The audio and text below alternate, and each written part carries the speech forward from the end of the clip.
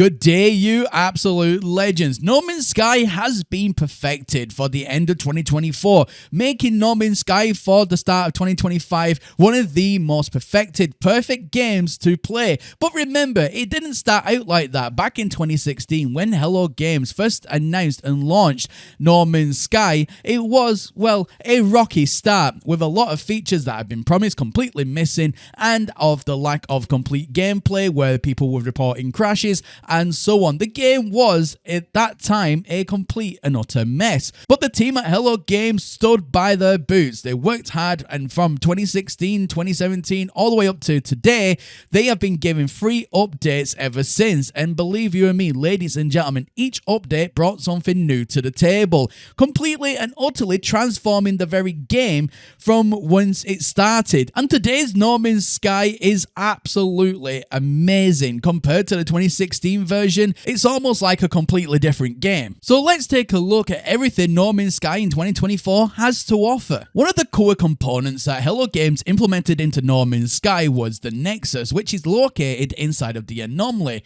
Now, the Nexus is absolutely wonderful. Not only can you get your daily Quicksilver, which can be used in the Quicksilver shop, more on that in just a second, but it also gives you the opportunity to go on missions with other travelers, where you can go ahead, complete different tasks to get units, nanites, or up to 4 daily Quicksilver missions. Now, with the Quicksilver in hand, you can go and visit the Quicksilver Synthesis Companion located inside of the anomaly, where at this very moment in 2024, the catalogue of things to unlock is very extensive indeed, and you can get everything from name tags to things for your ship to building materials to cosmetics. The list just goes on and on and on, and everything in that is from the very first day that this shop was open, so you've got years of catalogue to go ahead and unlock. Also, a more newer addition inside of the anomaly is the Expedition Terminus. Now, Expeditions came into No Man's Sky a good while ago. The Expeditions became a community favourite, with every single update bringing a brand new expedition to replace the old one. And each expedition has its own unique list of things to do and complete, with each milestone giving you a brand new thing to go ahead and unlock. Again, you can do this by going to the Quicksilver Synthesis Companion and unlocking those items once you're back from said expedition. Now, the next core component that has been added since 2016 is the Egg Sequencer, and with it came the ability for the very first time to claim your very own creatures. Now, that could be anything from a land animal to something that flies, and you can ride the creatures and fly across the mountainscapes on some alien planet. But you could also lay eggs from that very creature, and with that you can customize your creature in the Egg Sequencer to make it bigger, smaller, be more stronger. The possibilities here are limitless. Now, over the years, the appearance modifier has been added onto, with new additions such as the autophage coming in from a very recent update. Now, from here, you can now do an extensive list of customization, truly making your character very unique to yourself. And it will be very difficult these days to find two characters that are completely 100% alike, with all the customizations from the head, the torso, the armor, the gloves, legs, boots, even the backpack, which you can even now choose between a jetpack and a cape. You can make your character super unique and interesting. Over the years, the team at Hello Games have been adding to the No Man's Sky building catalogue, giving us just about anything and everything you could possibly ever imagine. Now, whether you want to go ahead and build something out of wood, stone, or metal, anything that you can dream of to build in No Man's Sky, you can pretty much do it. No Man's Sky in 2024 offers extensive quest lines, such as the Nada and Artemis missions when you first start the game, the Living Ship quest line, the Autophage quest line, and more recently, the Brood quest line. Now, not only do all of these quest lines combined take countless hours to complete, but it takes you on an adventure, on a journey, and to truly understand what No Man's Sky is all about and the amazing lore which has developed since 2016. Space stations in No Man's Sky very recently was given a massive overhaul. Everything inside and outside of the space station has been changed forever.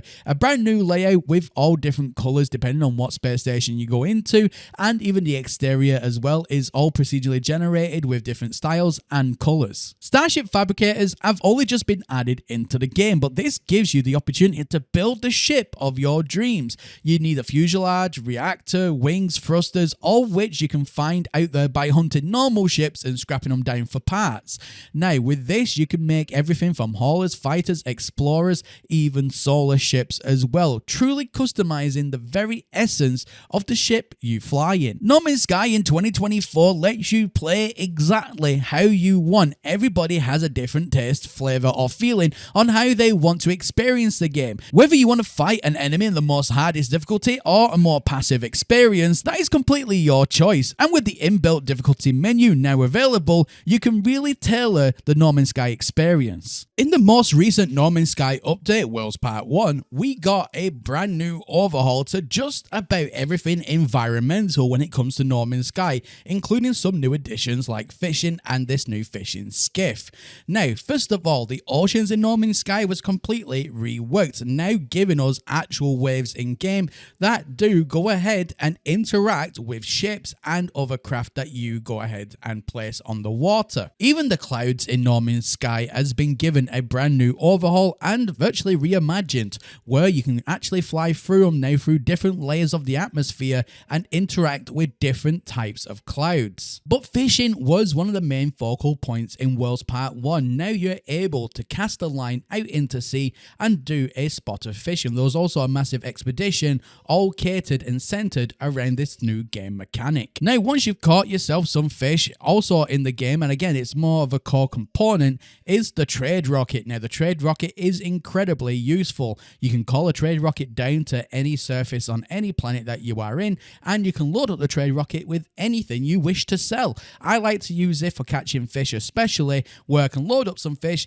and click sell. Whenever you launch a trade rocket, you can actually jump into your own ship, and if you're quick enough, you can catch up to it, and it will actually fly all the way from the planet to the space station in your system, and it does travel that entire distance. Again, this has been tested, showing the complete and utter overkill and dedication that Hello Games has for No Man's Sky. Now, what's a space game without some combat in space? Well, Hello Games here has you covered. In the last few years, space combat in No Man's Sky has changed for the better. Now, first of all, we had just a few NPC drones that would attack you here, there, and everywhere, and it wasn't very engaging, but it has been reimagined and re-overhauled now, where you can interact and fight against these massive dreadnoughts, where you have to do everything from taking out its engines to taking out its shields, and then, and only then, can you tame the mighty beast, where if you want to then go even further than that, you can physically land inside of the ship, go and speak to its captain, and demand that the captain pay for its space crimes, or you can indeed claim the dreadnought ship for yourself,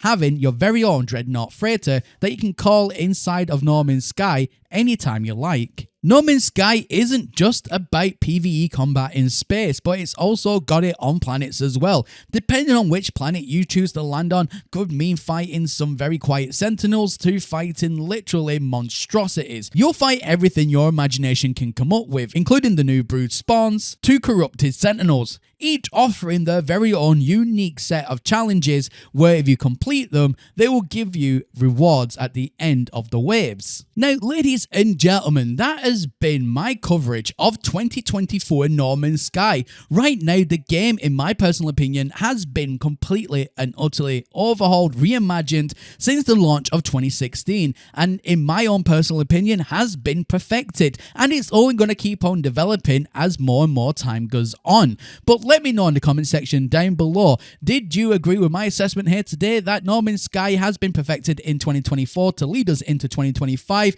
Do you think it still has some work to do? Do you think the game has changed for the better since 2016? Or do you think it's actually been worse since 2016? Let me know your thoughts in the comment section down below. And as always, my name is Professor Cynical, and I'll catch you all again in the next one. Bye for now.